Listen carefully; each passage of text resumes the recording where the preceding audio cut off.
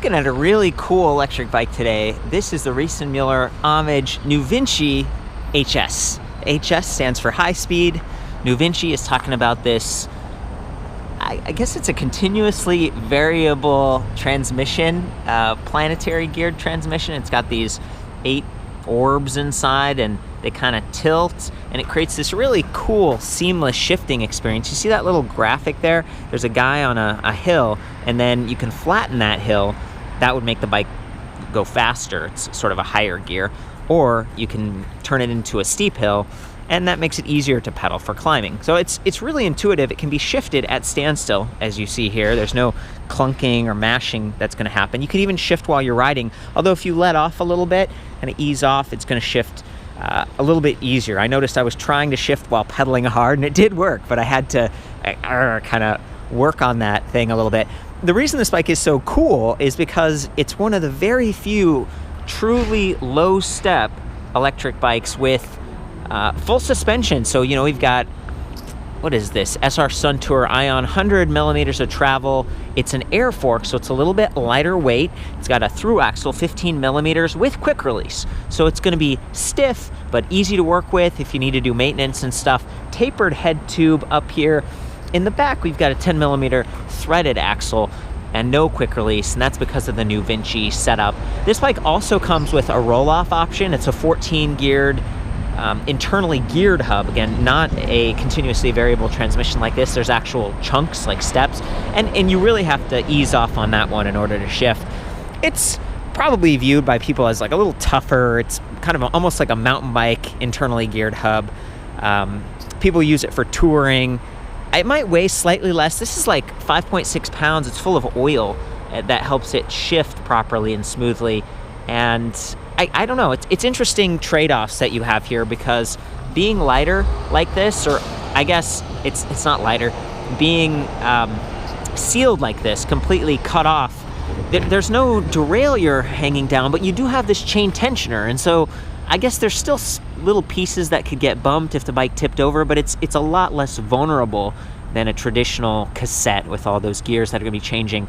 And one thing that's a challenge with mid-drive electric bikes is, well, you're adding tension to the chain and just more mechanical forces on the sprocket and the derailleur. When you only have one sprocket in the rear and one up there, the chain's gonna be a lot shorter and tighter, and you don't have to worry about mashing. The Bosch mid-drive, however, does have shift detection, and I think the updates even allow it to ease off a little bit for internally geared hubs. So it's just like the best setup that you could think of in terms of durability, cleanliness, and then the whole shifting and wear on your chains. It's something I think about a lot as you get out there and you start to go further. This would be a good platform for touring, potentially, in part because it has the larger Bosch PowerPack 500 battery. The mid-drives tend to be very efficient because you can shift and empower them versus a hub motor. Really good weight distribution right there at the center. A lot of comfort because of the full suspension. And then with this rack and these nice pannier blockers, you could hang a lot of gear off this thing, and you could bring along a second battery pack to really maximize your range. You know, we're looking at the Homage ear, but we have the Delight, and this is almost like a high-step version of the same bike. A lot of shared components, including the suspension setup. Slightly fatter tires on this one, but they're both reflective. This one has integrated lights, that one has integrated lights to keep you safe. But this one has a second battery option, which is really cool. So if you're someone who's a little bit taller and you know you want that range because you're going to be touring or you just have a longer commute or whatever, this would be a good option as long as you don't mind stepping way up and over or swinging your leg over the back like that. Just be careful because it's no fun to clonk your leg on the rack. Both of these have suspended rear racks. So I think this is compatible with child seats. It says up to 20 kilograms. It's about 44 pounds. So you could imagine putting you know, a little car seat on the back and bringing a child along. Then they're not going to have to suffer through all the like the bumps and rattling. This is also a high-speed motor. That's what the HS stands for in the name. So when you combine going further, going faster, you know, you start to suffer going over some of those bumps, and that could be transmitted to your children as well, especially way off at the end. It's like being in the back of the bus. You get a little bit more up and down. So I just love the full suspension setup. It's just such a cool option. And for those who are worried about efficiency, you can lock out the front fork pretty easily. There's even an upgrade, so you can upgrade to a Fox suspension fork, also an air fork, and that one has remote lockout, so you can adjust it on the fly up here. In the back, you know, there's a little bit of adjustability, maybe a rebound. It's X Fusion. I'm not as familiar with that brand. It's maybe not quite as premium as the Fox optional upgrade. Something to think about. This is still a really nicely outfitted bike. Just even coming down here, you can see the single point on the pivot for the swing arm. They've got this great rubberized traction tread design on the slap guard. Some of the other Riese Müller bikes, like this one, you know, back here with the Delight, they've got a belt drive and it's sort of raised with this little pulley. They didn't have to do that with the chain over here. The pedals, it's another interface that I think about a little bit. I love that the bike has fenders and everything, but these are kind of basic, and I have felt a little bit of slipping. It was raining yesterday when we were testing other bikes, and this is an area I would consider upgrading. It's just, if you get the ones with the metal pins and you slip off, you can scratch your shin accidentally. So it's really a trade-off. Depends on the environment you're in. The fenders haven't been rattling a lot. You'll notice like 1, 2, 3, and then another connection point, 4, maybe even 5. They're really well reinforced and they stay pretty tight. They've got the mud flaps on the back. A lot of times I look at how close that front fender is if you're pedaling. Like, are you gonna have a toe strike? I feel like they've done a really good job. Just all around, keeping you dry, keeping you safe. And if you look at these rims, they've got reinforcement eyelets so that they can handle a little bit more weight and pressure as you're riding fast. They're not gonna crack as easily. Coming back to the tires, I was talking about these earlier, 28 by 2, so 2-inch diameter, still pretty good. Gonna add a little bit of comfort and maybe some stability versus really narrow tires. And then these are the Schwabe Big Bend Plus with Performance Line green guard, so they might not get punctures as easily. And that's important when you're going far and maybe you're trying to get to work. You want something that's reliable. Coming over to this other side here, the cables are internally routed. It's nice, you don't have the extra just potential for snag or cutting yourself. My hands are cold right now. It's pretty cold out, and it's not fun to have to deal with that sort of thing if you're lifting the bike at the rack. Just the weight distribution on this is very nice. Pretty good kickstand. Even though this is a speed pedelec in the United States, they don't have the kickstand that automatically flicks up, which I appreciate because those get kind of annoying. I believe it comes with this Bordeaux folding lock, 90 centimeters, and it's keyed to the battery. So you only have one key, very convenient. And I might have talked about this before. I've done a couple of reviews on these bikes, and they all have this interesting Bibia rubberized strap. A lot of other electric bikes, or bikes in general, have this kind of bungee cord. They go from side to side versus front to back. I actually like this. It's adjustable. It's been quiet, stays out of the way, and it blends in a little bit more than some of the other designs. I mentioned the lights earlier, but I should just touch on these. This is a Supernova E3 e-bike V6S. I believe it's 165 lumens, very bright, and it can be angled up or down. It's built right in, and it just feels solid. It's got like an aluminum casing. Back here we have the Bush & Muller Top Light Mini, also integrated. You can see that the wires run right through the frame. Oh boy, hauling a pretty heavy load over there, it sounds like. And then the touch points, Sully Royale look-in gel saddle that lets you look in, literally. Pretty comfortable. This is something that's slightly different from the Delight and feel like maybe a little bit of an upgrade. 34.9 millimeter suspension post, fatter, designed to handle a little bit more weight. Ergon GP1 grips, beautifully designed so that this one's longer, this one's shorter. It accommodates the half twist. They've even got a bell and a slightly longer stem. So the setup on this isn't super aggressive forward. It's a little bit more upright, which is nice. It's still a very active bicycle. And in fact, you know, I'm riding with pants today. They've got this little chain cover. It's not a full chain cover because of the suspension, but it's enough to keep your pants clean. So those are just all the like interface points that I think about when I'm riding a bike. And of course, the other big factor is weight. This one, I believe it's 62.7 pounds, so it is heavier. And if I'm remembering on that one, that was like 66 pounds.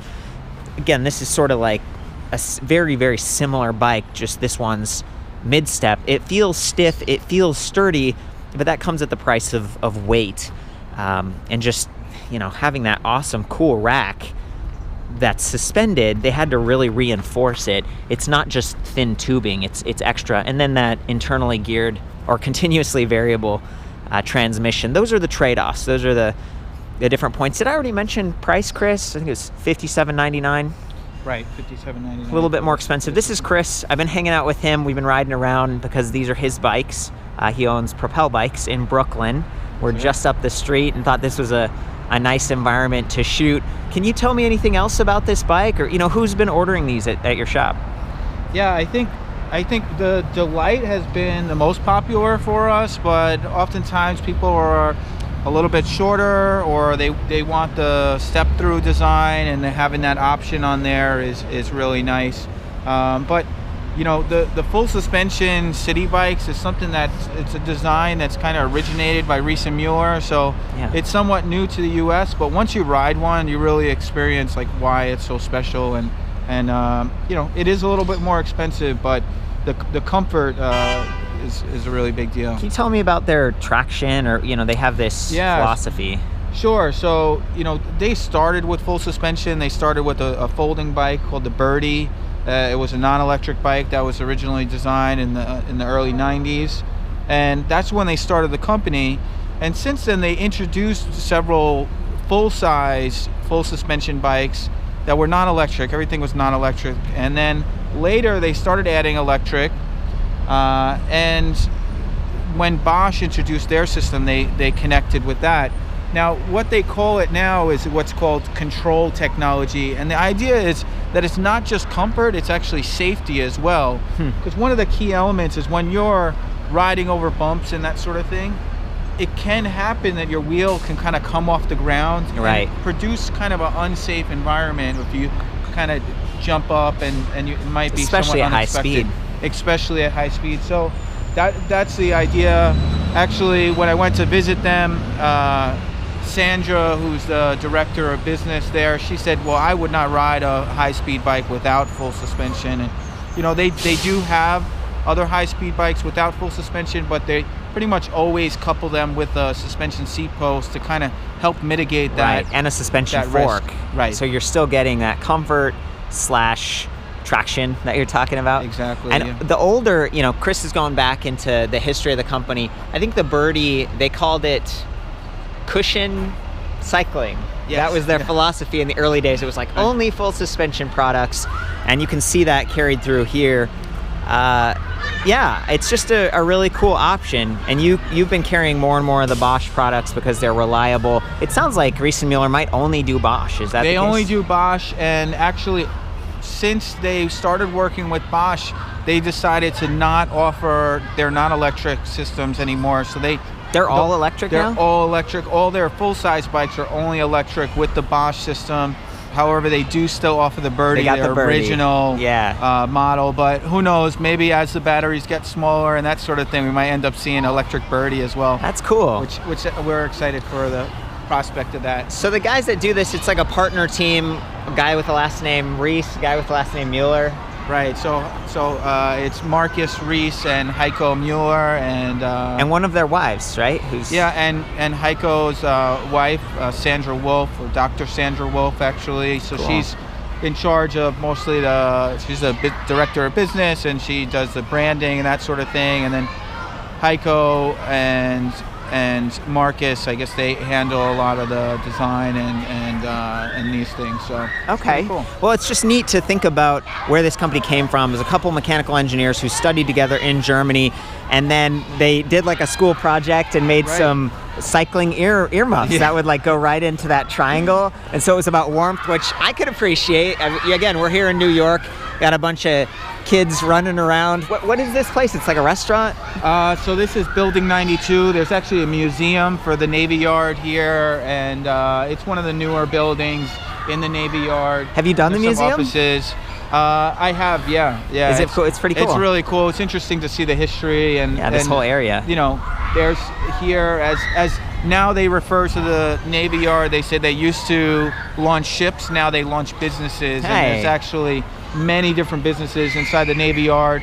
a lot of technology companies and stuff like that. Incubator over there? Yeah, so there's a large building here. It's called the New Lab, and there's everything from like the most powerful microscope in the world is in there, and like all sorts of 3D printing and that sort of stuff. So we feel very fortunate to be across the street from that. And, great location. And introducing some amazing technology like this. And it is. This is really top of the line for the States. Like, they've been around in Europe for a while. It's the first year in the States, and I think you were a part of that. You went over and visited them a couple years in a row. And yeah, I've been begging them for years, and we're just really grateful that they finally came over. And just as you were talking about the history, one of the interesting things is that both Marcus and Heiko, they were both mountain bike racers, and that's where they originally created the Birdie. They basically wanted to have a bike that they can take on trips with them that still maintain the same performance and everything like that. So they're very mindful of performance and geometry and things like that, and it's something that you don't always find on all the different brands, and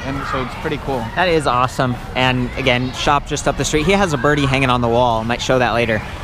So I'm gonna get back into the technical specs. Bosch Performance Line Speed puts out up to 63 Newton meters of torque. It measures your rear wheel speed. There's a sensor right over there. It measures your pedal cadence and your pedal torque 1,000 times per second.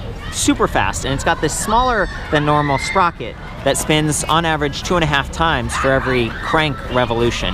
So it starts, it stops very quickly. There's a little bit more noise, kind of a ring, like a distinct noise. On a bike like this, you've got a chain and stuff, but there isn't the derailleur and stuff. You've got these relatively slick tires. It's a pretty quiet bike, and you notice the motor a little bit more. The battery pack, this is 36 volts, 13 amp hours, Bosch Power Pack 500, 25% larger than the older ones, the Bosch Power Pack 400. It's just gonna take you further. Being a speed pedelec, a lot of times I'll estimate like, well, the normal battery will maybe get you on a low speed bike 30 to 60 miles, so maybe this is like 20 to 50, depending on your weight, the terrain, how fast you're riding, all that stuff. I love that the display is removable as well as the battery pack, because you can take them in with you if you're using this as a commuter, or if you have multiple battery packs, you can swap the new one on, take the other one off, and charge it. Also, we talked about the weight earlier, 63-ish pounds, kind of heavy, and it doesn't have the top bar, so if you're using a car rack, you're gonna need a platform rack, or maybe one of those link bars you can get. It's just, I would definitely take the battery pack off to make this thing easier to lift. The charger is a 1.7 pound 4 amp charger. It's faster than average, relatively compact, works great. And then on the side of the battery pack down here, we've got a little LED indicator so you can tell how full it is, even if it's not on the bike. And here's the charging port on the side. So it's just really well done. These Bosch bikes are great. The one thing that I noticed, some of the newer electric bikes are integrating the battery where it's just, you don't even see it really. Whereas this one, you kind of know. You're like, yeah, okay, that's the battery right there. And getting on, you don't want to kick it. It's relatively secure right here, but it's still a little bit of a vulnerability. And there's no bottle cage bosses. There's no room to add them. So you might want to get some cages for under your saddle. Just keep in mind that if you drop this all the way down, this is the smaller of the two frame sizes, and the seat starts to collide with the lock and maybe your bags. And if you add bottles, that's going to be an issue as well. It's just, there's not a whole lot of great spaces to add bottles. Maybe up here, or you wear a backpack. So anyway, we're up here at the display panel.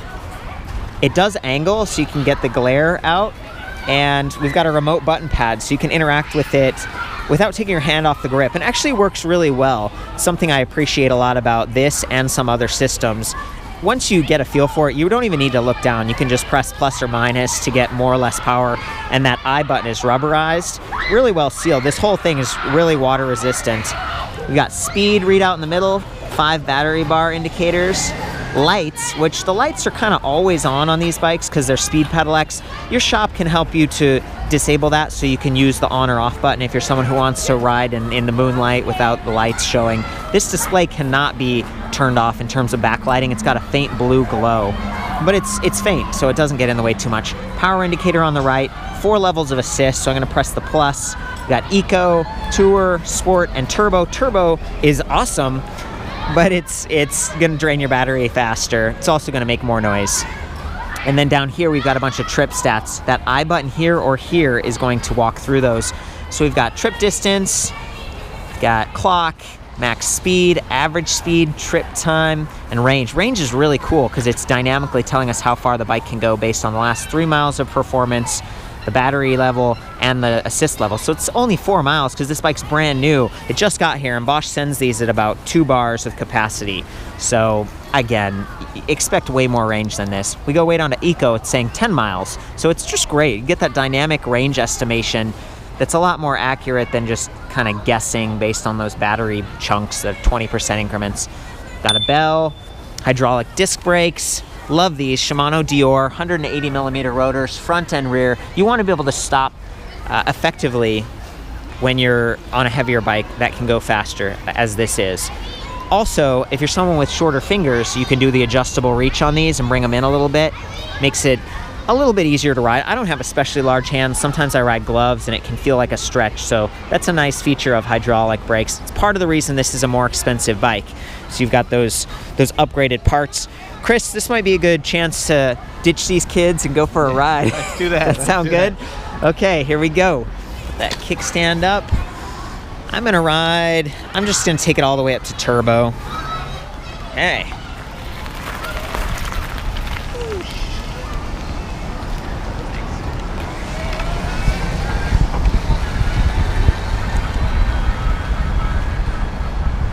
I need to shift gears. And actually there's a little arrow there that kind of tells you, it gives you feedback.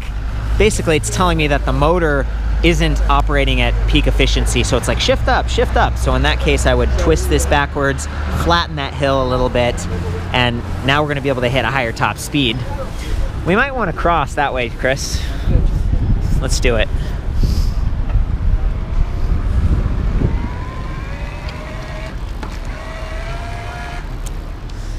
Probably hear the motor a little bit. It's quiet and smooth, just so fast. Okay, so you're set up on the rear swing arm. You might see the frame kind of moving because you're actually moving. A little bit of the front suspension, the chain starting and stopping, the motor noise. That's what I'm trying to really demonstrate here, is just to give you some perspective on the drivetrain.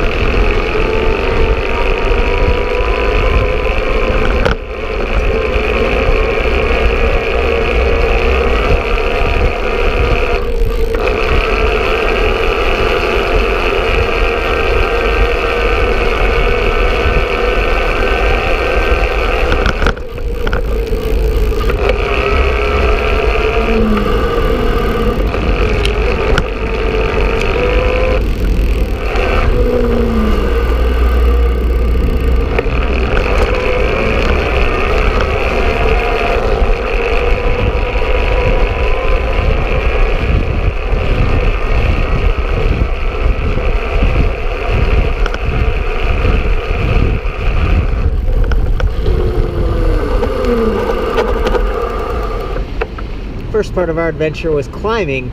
I wasn't able to reach that higher top speed. I was getting a shift recommendation to go up, like shift up, go harder gear, but I really didn't want to because I was climbing. I didn't want to stand up. Then we hit 28 miles per hour coming down the other side of the street. It's pretty good. That's one of the other things about the frame. It's pretty solid. There's a little bit of flex, but not quite as much as I usually feel in a step-thru, especially with suspension like this. A lot of times, just the weight of the rear wheel and those 5.6 pounds in the NuVinci, it just adds so much. I love how they've got the rack set up and how they've just kept as little unsprung weight as possible on the wheels, moved the motor to the mid-drive along with the battery. It's a really good design that way. And if I kind of shake the bike, you can see it's really responding. There's like a little bit of shake at the end there if I really give it a hard tug, but not bad.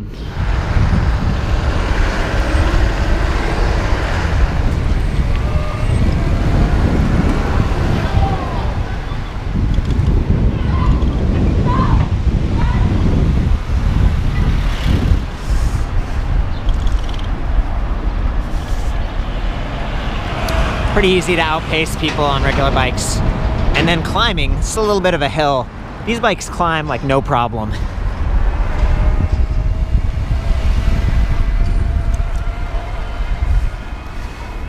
It's the cockpit, very stable. I'm feeling great on this thing. It tracks nicely.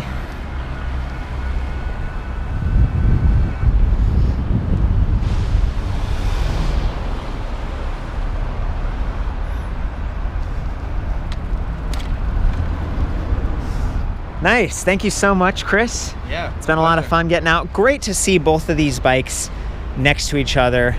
The Delight, the Homage. Again, several different SKUs. You can pay a little bit more or less depending on what you want.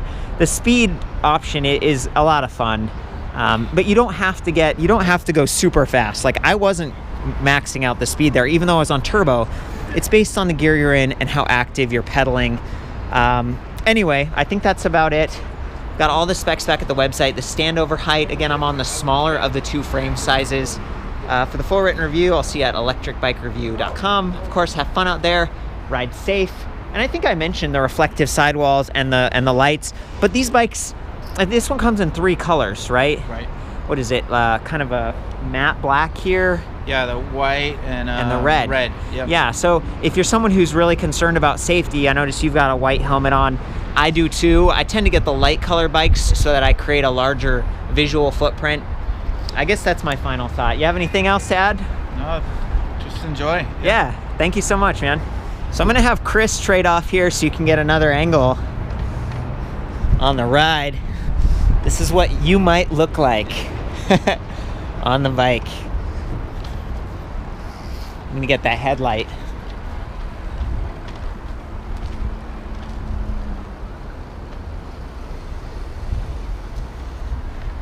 There's the backlight. It's nice that it doesn't get blocked by, oh yeah, and the suspension.